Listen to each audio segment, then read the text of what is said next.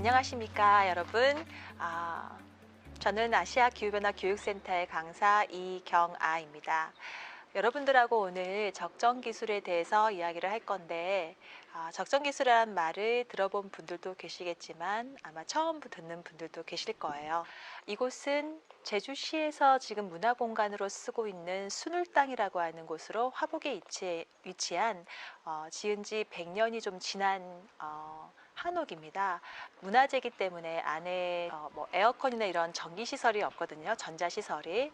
이런 곳에서 한여름에 더위와 습기를 이렇게 온몸으로 겪으면서 지내다 보니까 우리의 과학 기술이 얼마나 우리 생활에 유익하고 또 우리를 편안하게 건강하게 지켜준지를 많이 생각하고 있습니다.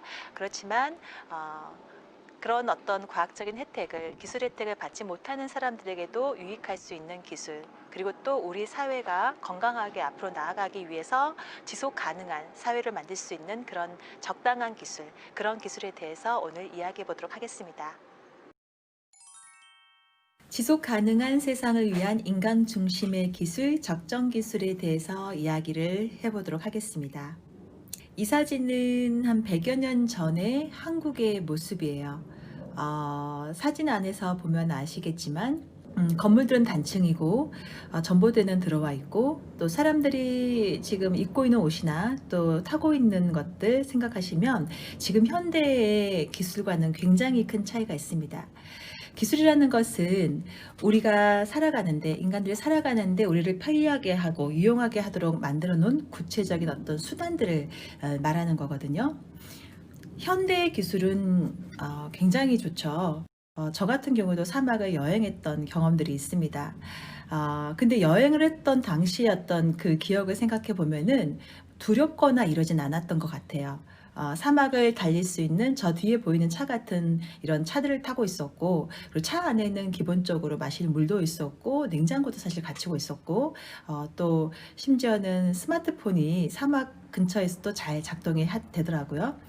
이렇게 우리는 어떤 현대 문물 속에서 웬만한 이런 자연 어떤 문제들, 자연재해나 이런 문제들에 대해서는 우리가 잘 보호될 거라고 생각하는 어떤 안심하는 면이 있습니다. 사실 이런 기술들이, 이런 혜택들이 우리 지구상의 모든 사람들에게 다 적용이 되고 있는 건 아니에요. 음, 우리 지금 그 다음 사진을 보시면은 지금 아이들이 흙탕물 주위에 모여가지고 통을 들고 모여 있고, 흙탕물을 지금 흙 속에 있는 물을 지금 컵으로 뜨는 모습이 보이고 있죠. 네. 이런 물을 먹어야 되는 아이들이 세계에 굉장히 많이 있다고 해요. 전 세계 어린이 5명 중에 1명 정도는 안전한 식수에 접근하지 못하고 있다고 합니다. 그 다음 사진 한번 보실까요? 네, 그 다음 사진은 지금 그쵸. 못 먹어서 몸이 바짝 마른 아이가 보입니다. 전 세계 사람들 중에서 6명 중에 1명 정도가 하루에 1달러가 되지 않는 돈으로 살고 있다고 합니다. 네. 그 다음 사진은 네, 전 세계 인구 중에서 20억 명이 넘는 사람들이 전기 공급을 받지 못하고 있다라고 해요.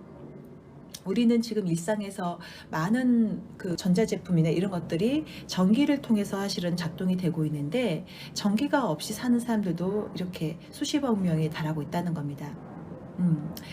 근데 이런 사람들에게도 분명히 기술이라는 것이 필요할 거예요. 기술이 필요한데 그 사람의 삶들도 분명히 좀 더 나아져야 되고 또 그들도 그런 걸 원할 테니까 그들에게도 필요한 기술이 있을 것이고 또 우리도 앞에 사람들 이렇게 먹지 못하거나 물이 없거나 이런 사람들을 봤었을 때 같은 인간으로서 그들을 도와주고 싶은 마음들이 들겠죠. 그럼 그들에게는 어떤 기술이 적합할까? 만약에 식수가 부족한 아프리카의 작은 마을에 우리가 가지고 있는 정말 좋은 정수기를 온조해 준다면 어떤 일이 생길까요? 그들의 삶이 우리처럼 조금 더 나아지고 깨끗한 물을 잘 공급받고 살 수 있을까요? 아마 그러지 못할 거라는 것을 아마 여러분들도 아실 겁니다. 왜냐하면 우리가 이용하는 많은 제품들은 안정적인 전기 공급 하에서 가동이 될 수 있는 것들이니까요. 그래서 사실 그들에게도 기술이 필요하지만 그들이 필요한 기술들은 우리가 가지고 있는, 쓰고 있는 이런 기술은 아닐 거라는 거죠. 그래서 그들에게 필요한 그들의 삶을 조금 더 향상시킬 수 있는 기술들. 그 기술은 최고의 기술은 아니지만 각자의 삶을 좀 더 풍요롭게 할 수 있는, 그리고 지속 가능하게 할 수 있는 그런 기술들이 필요하는데, 우리는 그런 기술을 바로 적정 기술이라고 합니다. 네, 적정 기술의 역사는 간디에서부터 시작이 되었어요. 그래서 좀 어려운 사람들을 위한 기술로서 계속해서 이어지다가 이 기술을 사업으로, 그러니까 돈을 벌 수 있는 사업으로도 발전시킨 사람이 있는데, 그 사람이 바로 폴 폴락이라는 사람입니다. 이 사람이 한 말 중에 사실 저에게 굉장히 와닿았던 말이 있는데, 이런 말이에요. 전 세계 90%의 디자이너는 단지 10%의 고객을 위해서 제품과 서비스를 구현한다. 만약 그들이 소외된 나머지 90%의 고객을 위해서도 일을 하게 된다면 어떻게 될까? 정말 다행인 건 우리는 그 상위 10%의 고객에 포함된다는 거죠. 지금 우리가 쓰고 있는 많은 어떤 제품들은 상위 10%, 바로 우리와 같은 사람들을 위해서 만들어진 제품들입니다. 하지만 나머지 90%의 고객에게도 사실은 기술은 필요한 거죠. 그 90%의 소외된 사람들, 소외된 90%를 위한 디자인, 바로 적정 기술에는 어떤 조건이 필요할까요? 아마 여러분들도 생각을 해보실 수 있겠지만, 우선은 가난한 사람들이기 때문에 가장 중요한 것은 적은 비용으로도 가능한 것들, 그리고 그들이 그 기술을 계속해서 꾸려나갈 수 있어야 되고, 또 그 환경에도 피해를 주지 않고 지속 가능한 상황들을 만들어줄 수 있는 것들, 이런 것들이 바로 적정 기술의 기본 조건이 되겠습니다. 그런 적정 기술에는 어떤 것이 있냐? 보신 분들이 있으신가요? 제일 왼쪽에 물을 빨아먹고 있는 라이프 스토어가 보이고, 그리고 뭔가를 이동시키는 아이가 보이죠? 그리고 항아리가 보이고, 네.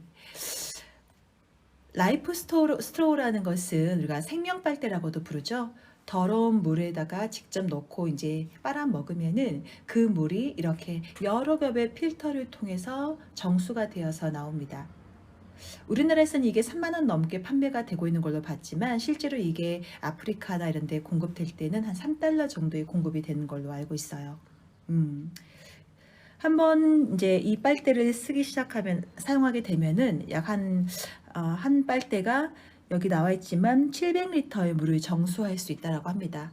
700리터면 우리가 하루에 한 2리터, 충분히 마셔서 2리터의 물을 마신다고 했었을 때 거의 한 350일 정도, 그러니까 1년 이상을 깨끗한 물을 공급해 줄 수 있는 생명 빨대. 지금 키우드럼이라는 게 보이시죠? 아프리카의 아이들, 그리고 혹은 또 과거의 제주를 생각해도 식수를 운반하는 건 굉장히 큰 일이었어요. 이런 일들은 보통 여자나 아이들의 몫이었죠. 그래서 아프리카의 이런 아이들은 이런 식수를 운반하기 위해서 아주 먼 거리를 이동해야 됩니다. 그리고 그 물을 들고 오는 데 있어서 힘들기 때문에 많은 물을 한꺼번에 들고 올 수도 없어요. 근데 이렇게 큰 통에다가 물을 넣고 굴려서 온다면은 더 적은 힘으로 훨씬 더 많은 양의 물을 쉽게 운반해 올 수가 있습니다. 가끔 생각하죠. 그냥 한꺼번에 물을 트럭으로 옮기면 안 돼요? 라고 생각할 수 있겠지만, 트럭이나 이런 것들은 우리와 같은 환경 속에서 얻을 수 있는 도구인 것이고, 이 사람들에게는 그런 식의 어떤 것들을 얻기에는 좀 어려운 환경이기 때문에 그들에게 적합한 것은 바로 이런 큐드럼이라는 거죠. 네, 다음은 이제 팟인팟 쿨러라고 해서 이 지금 두 겹의 항아리가 보이시죠? 그 항아리에다가 흙을 담고 물을 부어놓으면, 여러분 여름에 우리가 수영하고 나서 몸에 물이 젖어 있으면 좀 이따 추워지는 거 느껴본 적 있으신가요? 물은 증발할 때 기와 열이라는 걸 가지고 날아가요. 그러면 그 물이 묻어있던 물체는 열을 빼앗겼으니까 온도가 내려가겠죠. 그런 아주 간단한 원리를 이용해서 음식을 보관할 수 있는 냉장고를 만든다는 겁니다. 우리 집에서 쓴 냉장고는 당연히 전기가 있어야 되는 거니까, 그런 안정적인 공급이 없는 곳에서는 우리 냉장고는 갖다 줘도 쓸 수가 없겠죠. 대신 이렇게 주변에 있는 흙과 물을 이용해서 만들 수 있는 이런 작은 냉장고들, 이런 냉장고를 통해서도 토마토의 경우 그냥 보관했을 때보다 훨씬 더 긴 시간을 보관할 수가 있다라고 해요. 네. 방금까지는 가난한 나라의 사람들에게 적합한 기술들을 보셨습니다. 그렇다면 적정 기술은 이렇게 저개발 국가에서만 이야기되는 기술일까요? 우리처럼 이렇게 고도의 기술을 가진 나라들은 어떨 것 같으세요? 만약에 우리 지역에 제주에 전기가 하루 끊기고 또 식수가 하루 중단된다면 어떤 일이 벌어질까요? 그러니까 우리나라에 한번 하루 동안에 이런 일이 생기고 가난한 뭐 미얀마나 혹은 아프리카에 하루 동안 전기가 끊기고 식수가 중단되는 일이 동시에 생긴다면은 어느 쪽이 더 혼란스러울까요? 사회가 어느 쪽이 더 마비가 될까요? 아마 이건 당연히 우리나라가 아닐까 생각이 됩니다. 네. 우리가 살고 있는 시대는 굉장히 편리한 시대이긴 하지만 이 모든 것들이 중앙에서 공급해주는 에너지 이런 것들에 의해서 작동이 되고 있기 때문에 그런 곳에 문제가 생긴다고 하면은 우리의 삶은 쉽게 흐트러질 수가 있어요. 근데 우리는 너무 안정적이라고 믿고 있는 이런 중앙 시스템들이 가끔씩은 문제가 생기기도 하죠. 후쿠시마 원전 사고예요. 그리고 우리나라에서도 뭐 블랙아웃이라고 해서 전기 공급이 안 돼가지고 문제가 됐던 것들이 있었고요. 여러분도 올해를 지나보면서 아시겠지만 기후 변화, 이제는 기후 변화라고 하지 않죠. 기후 위기라고 하죠. 기후 위기로 인해서 대규모의 자연재해가 발생할 수가 있고 또 그것의 영향에 의해서 경제 위기도 올 수가 있습니다. 그렇게 되었을 때 지금은 안정적으로 공급되어지고 있는 이런 에너지나 이런 것들에 문제가 올 수 있기 때문에 이런 어떤 현대 사회 속에서도 최첨단 시대 속에서도 적정 기술은 사실은 우리가 꼭 생각해 봐야 될 문제라는 겁니다. 또 하나 중요한 것이 바로 인간 중심의 기술입니다. 지금 현대의 기술은 최첨단 상위 10%를 위한 기술이에요. 그런 기술로서는 우리가 많은 인간들을 같이 함께 갈 수는 없다는 거죠. 그래서 기술도 좋지만 많은 사람들이 조금 더 건강하고 안전하게 살 수 있는 그런 환경을 그런 것을 위한 기술도 필요하다. 인간 중심의 기술이 필요하다. 그 한 예로 제가 딜라이트 보청기를 한번 이야기를 해드릴게요. 이 친구들은 보청기라는 게 굉장히 비싸거든요. 저희 아버님이 한 10년쯤 전에 사셨던 것이 한 300만 원 정도가 했었던 것 같아요. 근데 300만 원이면은 사실 수 있는 분도 계시지만 이게 굉장히 비싸게 느껴지신 분도 많을 거라는 거죠. 그래서 이 대학생 친구들은 조금 더 가난하고 어려운 어르신들이 듣지 못해서 생긴 어떤 불편함을 갖지 않도록 하기 위해서 아주 싼 보청기를 만들려고 굉장히 많은 노력을 했어요.